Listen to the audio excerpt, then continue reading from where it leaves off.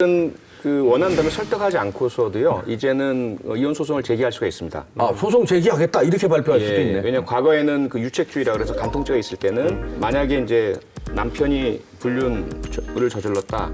그러면 부인이 만약에 이혼 안 해주면 절대로 이혼 못 했거든요. 그런데 지금 달라졌습니다. 파탄주의라 그래서 어느 한쪽에 잘못이 있건 없건 간에 이 가정이 더 이상 유지될 수 없으리라 판단된다면 잘못 저지른 사람도 법원에 이혼하게 해주세요라고 소송을 그게 제기했습니다. 판례 나왔습니까 이제? 이제 바뀌고 있어요. 아 이제 네. 파탄주의로? 네. 다만 이제 그 이후에 재산 분할이라든지 위조라든지 양육권 이거는 당연히 재산은 또 깔끔하게 줘야지. 책임 있는 사람들 부인한테 깔끔하게 그냥 줄 거. 홍상수 김민희 커플이 어떻게 행보를 취할지에 대해서 미리 알 수는 없으나 왜 사람들이 비난을 하고 욕을 할까?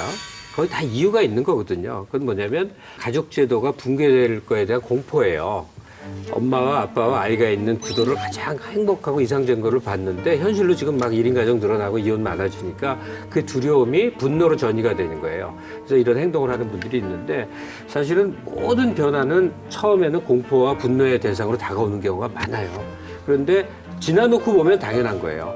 이 홍상수 커플이 보여준 행동은 우리가 생각할 점을 안겨준 것이지 생각도 하기 전에 욕부터 하고 불륜이라고 손가락질부터 한다면 그건 우리가 너무 좀 잘못 생각하는 거죠. 근데 이 문제에 대해 가지고 이제 취재를 했던 기자들한테 좀 얘기를 들은 게 있는데 김민희 씨 입장에서는 홍상수 감독이 지금 이 입장 표명하고 싶어하는 거를 어느 정도 좀 말리고 싶어하는 입장이라고. 왜냐하면 홍상수 감독과 김민희 씨와의 관계라는 것이 김민희 씨도 지금까지 뭐 결혼을 전제로 한다거나 이렇게 해서 다른 사람들을 만났던 이력들은 많지 않거든요. 그러니까 그게 첫 번째 부담이기도 하고 홍상수 감독과 김민희 씨의 관계가 지금 꽤 오래됐거든요. 1년이 넘은 거거든요. 넘었어요. 사실상 이런 관계가. 그러니까 장외의 관계였다가 이제 장내 관계가 들어오는 것에 대한 상당한 부담이 있기 때문에 이것에 대한 입장 표명 어떤 식으로 되든지 간에 이거는 예를 들어 기자회견이든 뭐가 될 거잖아요. 그거에 대한 상당한 부담을 느끼고 있다는 얘기가 나오더라고요.